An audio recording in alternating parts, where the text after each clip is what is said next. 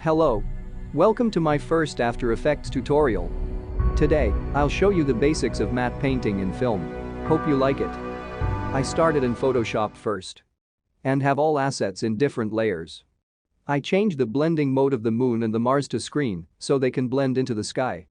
For the floating mountains, you may model them in 3D programs and bring the rendered images to here. Or you may use grassland photos and rock photos to create them.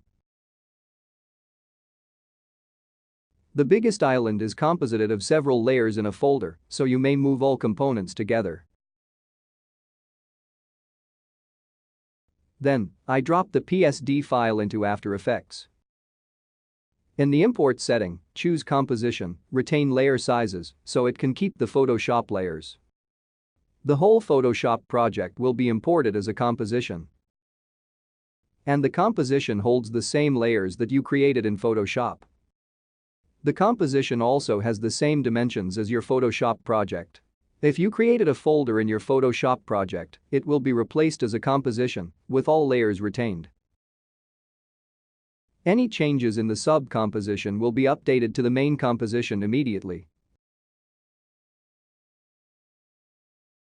Now, let's import the video footage to the project. I used the color range tool to key out the background. First, I pick up the main color in the background, then add other colors that remain. I use the pen tool to create a mask and set its type as subtract to eliminate the noise. This will get a rough result. However, this may take out the parts that you want to keep.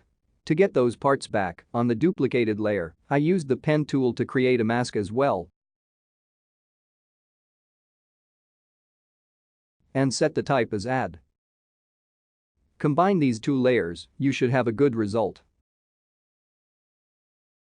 On the other video footage, I would like to keep the sculpture in the water, so I used the pen tool to draw a mask and set the type as add. Then, I put both video footage on the main island. To create a shadow for the sculpture, I created a new solid layer with a dark gray color. Then, I used the pen tool to draw a shape for the shadow and changed the layer blending mode to multiply so the shadow can blend into the background.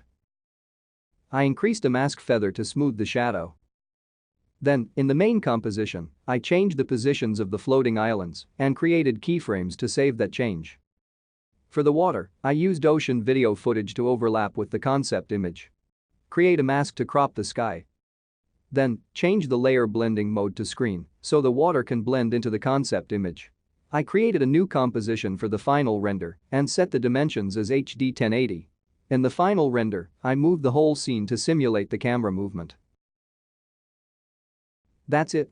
Hope you like it.